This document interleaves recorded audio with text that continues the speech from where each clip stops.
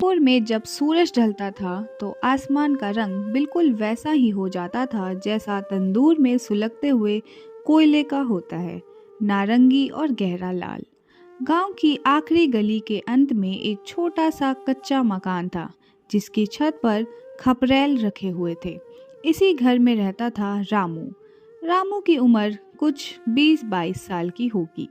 दुबला पतला शरीर लेकिन आंखों में एक गजब की चमक। उसके पिता, जिन्हें गांव वाले काका कहकर पुकारते थे, शहर के एक मशहूर ढाबे पर तंदूरी रसोइया थे। रामू बचपन में अपने पिता के साथ ढाबे पर जाता और घंटों बैठकर देखता कि उसके पिता मिट्टी के उस गोल तंदूर के साथ जादू करते थे। काका अक्सर कहते थे, बेटा रामू, तंदूरी चिकन बनाना सिर्फ खाना बनाना नहीं है, ये आग के साथ एक रिश्ता है। अगर आग ज़्यादा हो गई तो मांस जल जाएगा और कम हुई तो वो अंदर से कच्चा रह जाएगा। मसालों को गोश्त के रेशों रेशों तक पहुंचाना एक इबादत है। लेकिन 2 साल पहले एक एक्सीडेंट में काका का देहांत हो गया। रामू के सिर से पिता का साया भी उठ गया और घर की आमदनी का जरिया भी। घर में अब सिर्फ बीमार माँ और एक पुराना खाली पड़ा तंदूर बचा था। गांव में मजदूरी करके जो पैसे मिलते उससे बेमुश्किल 2 वक्त का रोटी ही नसीब हो पाता। एक रात रामू ने देखा कि उसकी माँ सूखी रोटी को पानी में भिगोकर खा रही है ताकि वह चबाने में आसान हो जाए। रामू को देखकर दिल भर आया। उसने उसी रात ठान लिया कि वह अपने पिता के हुनर को बेकार नहीं जाने देगा। उसने घर के पिछवाड़े पर पड़े पुराने तंदूर की धूल झाड़ी। वह तंदूर जगह जगह से चटका हुआ था। रामू ने पास के तालाब से चिकनी मिट्टी लाकर उसे फिर से लीपना शुरू किया। उसकी माँ ने अंधेरे में दिया जलाकर उससे देखा और पूछा, बेटा, क्या करने का इरादा है? रामू ने मुस्कुराकर कहा, माँ, बाबूजी की सीख को बाजार में उतारूंगा। मैं तंदूरी चिकन का काम शुरू करना चाहता हूँ।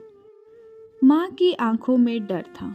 बेटा, हमारे पास तो मुर्गियाँ खरीदने के भी पैसे नहीं हैं और गांव के लोग, क्या वे एक गरीब लड़के के हाथ का बना चिकन खाएंगे? रामू ने माँ का हाथ थामा और कहा, माँ, गरीबी हुनर की दुश्मन हो सकती है लेकिन मेहनत की नहीं। मैं बस 2 मुर्गियों से शुरू करूँगा।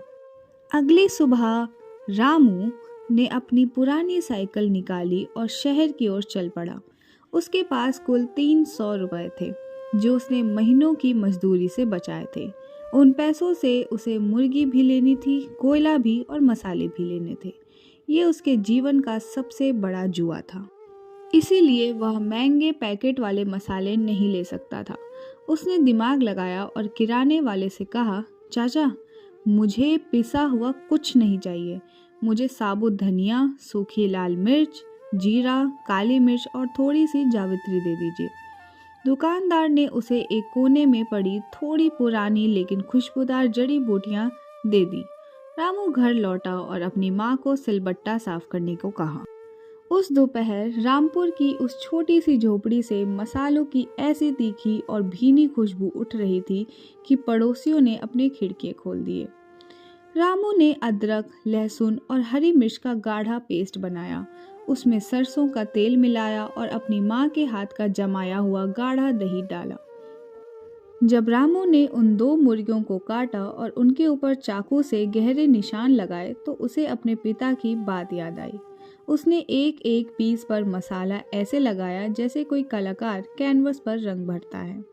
उसने माँ को कहा, इसे अब 4 घंटे तक ठंडी जगह पर छोड़ना होगा माँ, ताकि मसाला हड्डियों तक उतर जाए। शाम ढलते ही रामू ने अपने तंदूर में कोयले डाले। पुराने पंखे से उसने आग को हवा दी। धीरे धीरे कोयले दहकने लगे और उनमें से एक नीली लौ निकलने लगी। गांव के चौराहे पर उसने एक पुरानी लकड़ी की मेज बिछाई और उस पर अपना तंदूर रखा। तभी वहां गांव के सरपंच का बिगड़ा हुआ बेटा विक्की अपनी बुलेट बाइक से पहुंचा। विक्की ने बाइक रोकी और ठहाका मारते हुए बोला, ओए रामू, ये क्या तमाशा लगा रखा है? इस फटे हाल तंदूर में तू क्या बनाएगा? यहाँ तो लोग बड़े बड़े होटलों का खाना खाते हैं। तेरे ये सड़क छाप चिकन कौन खरीदेगा? रामू का हाथ कांपा, लेकिन उसने हिम्मत नहीं हारी। उसने शांति से कहा, विक्की भैया, दुकान छोटी है पर स्वाद बहुत अच्छा होगा। एक बार चख कर जरूर देखिएगा। चल ठीक है, अगर तेरा चिकन बेकार हुआ तो मुझे ये तंदूर यहीं फोड़ना पड़ेगा। बोल, मंजूर है? रामू ने गहरी सांस ली और कहा, मंजूर है। भीड़ जमा होने लगी थी। हर कोई देखना चाहता था कि क्या रामू सच में कुछ कमाल कर पाएगा। उसे आज अपमानित होकर घर जाना पड़ेगा। जैसे ही उसने वो सीख धधकते तंदूर के अंदर डाली, एक जोरदार छन छन की आवाज आई और साथ ही उठे धुएं ने पूरे बाजार को अपनी चपेट में ले लिया। उसने एक पुराने कपड़े से पसीना पोंछा और तंदूर के मुंह पर एक लोहे का ढक्कन रख दिया ताकि आंच चिकन को अंदर तक गला दे।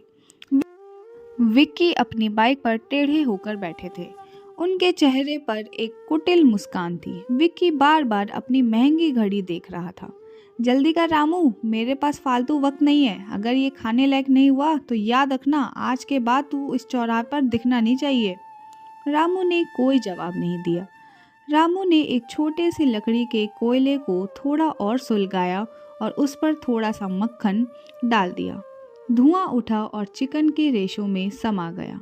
उसने एक पुराने स्टील की प्लेट में ताज़े कटे हुए प्याज, पुदीने की चटनी और नींबू का एक टुकड़ा रखा।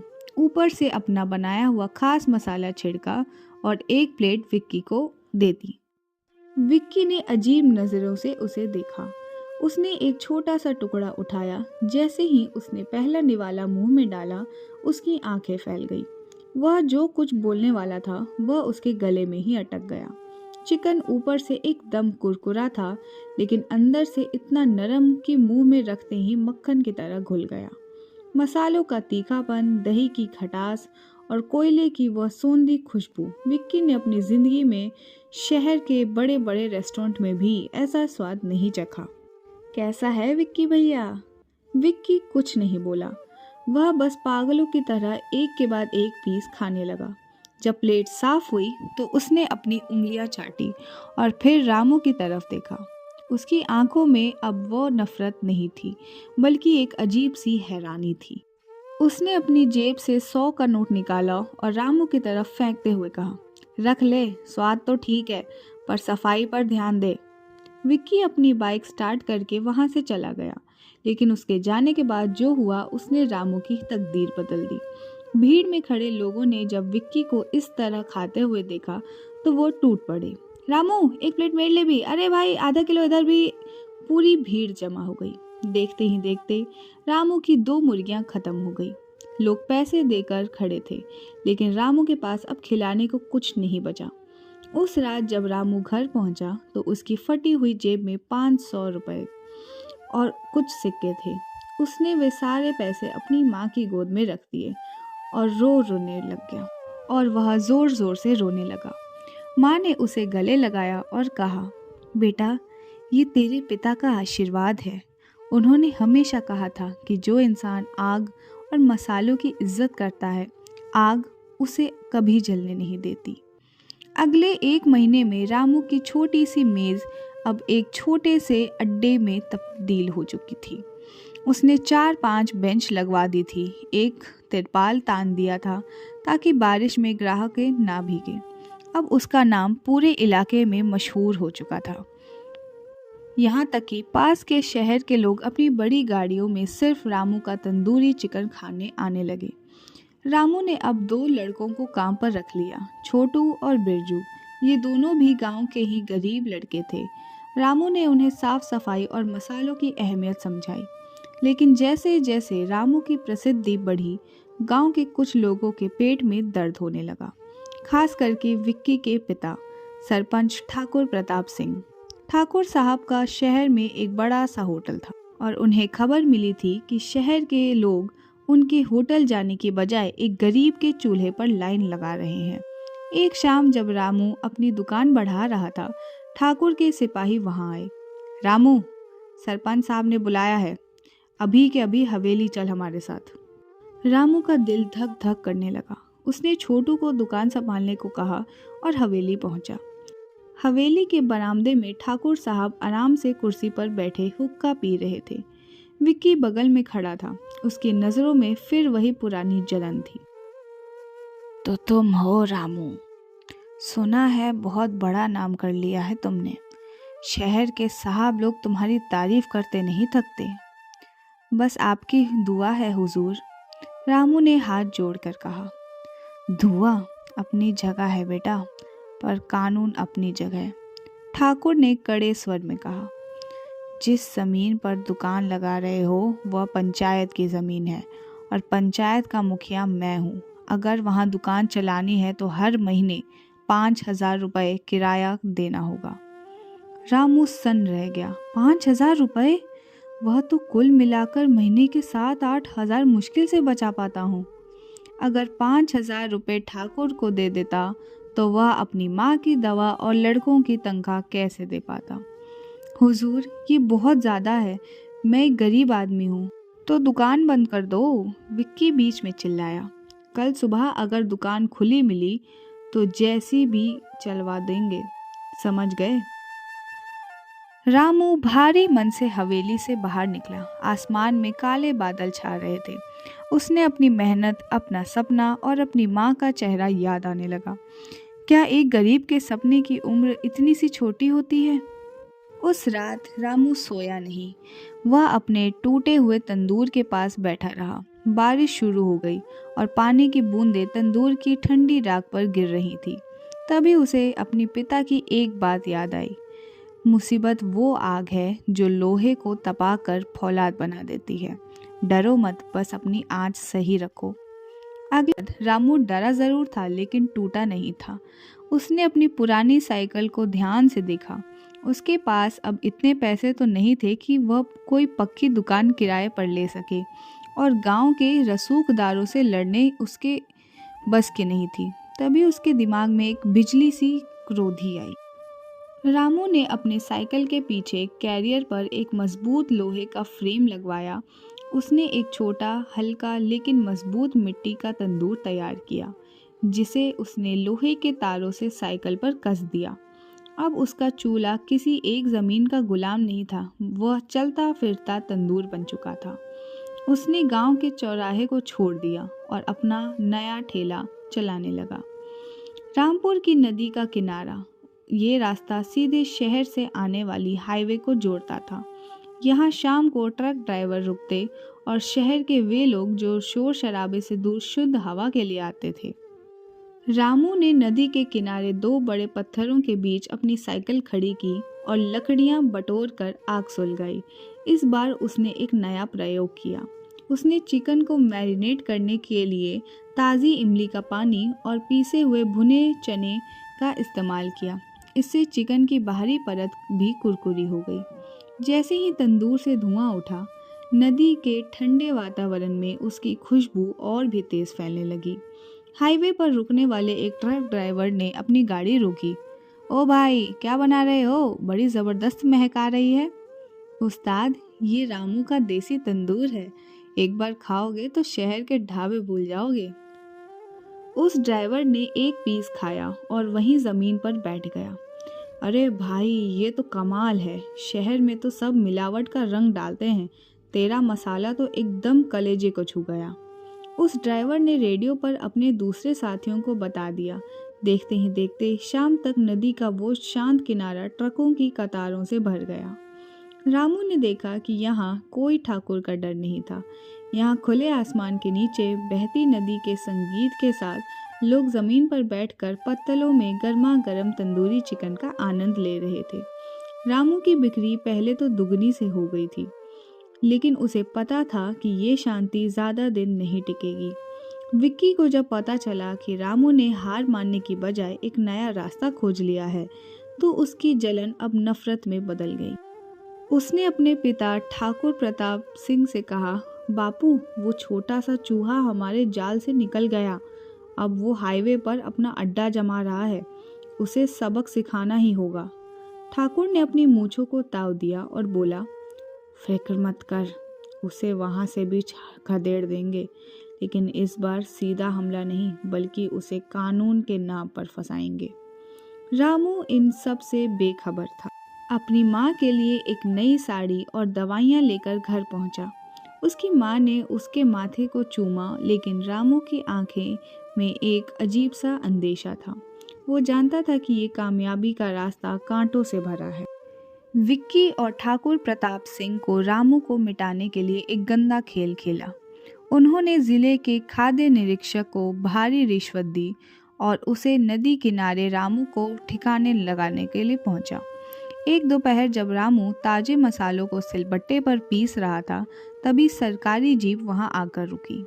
इंस्पेक्टर ने बिना कुछ पूछे रामू का तंदूर उलट दिया और चिल्लाया, तुम यहाँ गंदगी फैला रहे हो और बिना लाइसेंस के घटिया मांस बेच रहे हो। तुम्हारी दुकान सील की जाती है और तुम्हें जुर्माना भी भरना होगा। रामू के पास कोई कागज नहीं था। वह रोया, गिड़गिड़ाया, लेकिन अधिकारियों ने उसकी एक ना सुनी। गांव के लोग दूर खड़े तमाशा देख रहे थे। विक्की कार में बैठा और मुस्कुराया। रामू को लगा कि अब सब कुछ खत्म हो चुका है। वह अपनी टूटी हुई साइकिल और बिखरे हुए मसालों को देखकर फूट फूट कर रोने लगा। उस रात रामू बिल्कुल टूट चुका था। उसे लगा अब सब खत्म हो गया है। तभी उसके घर कुछ ट्रक ड्राइवर और गांव के गरीब लोग आए, जिन्हें वह अक्सर बिना पैसे के खाना दिया करता था। एक बूढ़े ट्रक ड्राइवर ने कहा, बेटा, तूने हमें कभी भूखा नहीं सोने दिया। शहर में एक बड़ा फूड मेला हो रहा है, वहां जा, अपना हुनर दिखा, भगवान तेरे साथ है। रामू की आंखों में फिर जान आ गई। उसने माँ के गहने गिरवी रखे और अपनी पुरानी साइकिल पर मिट्टी का तंदूर बांधकर शहर निकल पड़ा। शहर का फूड फेस्टिवल बड़ा चमक दमक वाला था। बड़े बड़े होटल, विदेशी शेफ और महंगे ओवन लगे थे। रामू को सबसे कोने में जगह मिली। लोग उसकी टूटी साइकिल और मिट्टी के तंदूर को देखकर हंस रहे थे। पास ही ठाकुर के साले का बड़ा होटल भी था।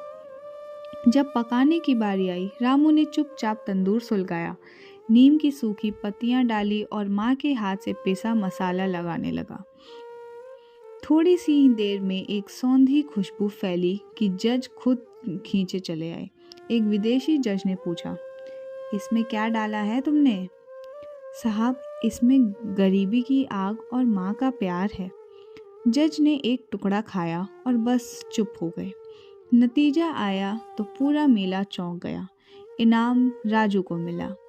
रामू ने मंच पर कहा, ये जीत मेरी नहीं, उस मिट्टी की है जिसने मुझे भूखा नहीं रहने दिया। आज रामू गांव का ही एक बड़ा ढाबा चलाता है, रामू का चूल्हा। वो बिल्कुल अमीर हो चुका है, पर आज भी मसाले सिलबट्टे पर ही पिसाता है। गांव की गलियों में आज भी शाम में वही खुशबू फैली रहती है। तो ये कहानी पसंद आई हो तो कृपया लाइक और सब्सक्राइब जरूर करें। धन्यवाद।